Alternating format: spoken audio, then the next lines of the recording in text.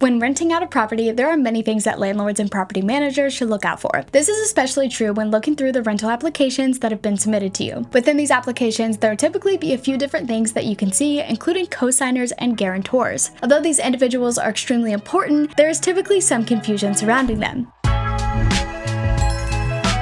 Welcome back, Loopers. My name is Sydney, and I'm a content creator here at DoorLoop. In this video, we're going to be going over cosigners and guarantors, as well as how they differ and how they're alike. To begin, let's go over the general definition of each term. When someone applies for a rental property, there's a chance that they may not make the cut of the terms of financial responsibility or have a rough history. In these cases, these applicants will typically provide a cosigner or a guarantor to help their case. Having one of these will typically increase the applicant's odds of being accepted. So, what is a cosigner? A cosigner can typically be considered another tenant. The cosigner signs the lease with the tenant and has the financial responsibilities to pay rent and other rental fees along with the main tenant. This means that they also have the right to live on the property with the tenant. So cosigners are typically roommates or any family member that will be living on the property. However, this cosigner is also responsible for making the rent payments if the other tenant fails to pay up. Then what is a guarantor? Well, a guarantor, similar to a cosigner, is an individual who does take on the responsibility of the monthly rent if the tenant is unable to do so. The main difference, however, is that a guarantor is not considered a tenant and is therefore not allowed on the property. So the guarantor ends up serving as a backup plan for the landlord and property manager in case the tenant stops paying rent. The guarantor will also be responsible if the tenant fails to pay for any other fees or charges from the rental property. This position is typically taken by someone like a parent, close friend, family member, or anyone willing to take on the large responsibility. You can now see the slight differences between a guarantor and a cosigner,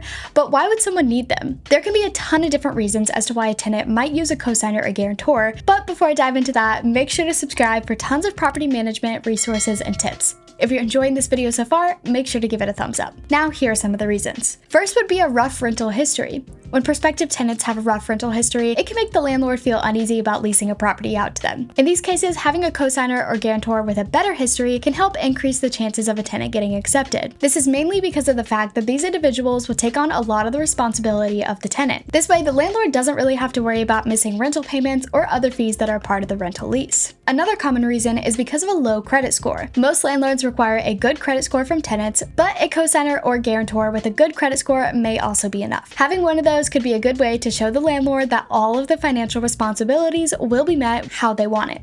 Low income. When a landlord or property manager is reviewing applications, one of the first things they search for is the income. This is because a low income is typically the clearest sign that the tenant won't be able to cover the rent. Thus, a guarantor or cosigner with a high income may help increase the tenant's chances. Now, although these are some of the most common reasons, there can be a multitude of other ones depending on specific circumstances. But even after knowing the differences between a guarantor and a cosigner, it may still be difficult to really know when to use each one. Should you require a guarantor or a cosigner? Depending on the tenant's specific circumstances, the landlord may be favoring to require a guarantor over a cosigner or vice versa. So I'll explain some of the common scenarios which one may be more useful than the other. First, a guarantor. For a tenant that's going to be living alone and needs someone to help financially, then a guarantor is always the best option. In these cases, the landlord may require the guarantor to put up collateral, such as the month's rent up front. This means that the guarantor is risking some of their own money from the main tenant. And even though they have total financial responsibility for the tenant, they don't have the right to live in the property. Because of this aspect, a lot of people shy away from becoming a guarantor. This is why it's so important to understand all the rules and regulations around guarantors before finalizing a lease. On the other hand, if the tenant is interested in sharing the living space and also sharing the expenses, a cosigner is the best option. Not only can a cosigner help with the regular expenses like monthly rent and the security deposit, but they can also help a tenant get the rental application accepted. This is because of what we discussed before about the tenants having a low credit score or low income. One of the notable drawbacks of having a cosigner, however, is that the cosigner can face an eviction if the tenant fails to pay rent. Again, this is why it's so important to know everything about becoming a cosigner or adding one to a lease agreement. So here's some frequently asked questions. As a landlord, should I screen guarantors and cosigners along with the tenant? Well, since guarantors and cosigners can become financially responsible for the rental property, they should also be screened like one. This means doing things like requiring proof of income, running a background check, taking out a full credit report, and anything else that the landlord typically includes in the tenant screening process. Although this may sound unnecessary, it's extremely important to remember that the guarantor or cosigner is going to be financially responsible if the tenant can't pay. Thus, it's essential to make sure that they're actually able to fulfill this responsibility. Another Another question.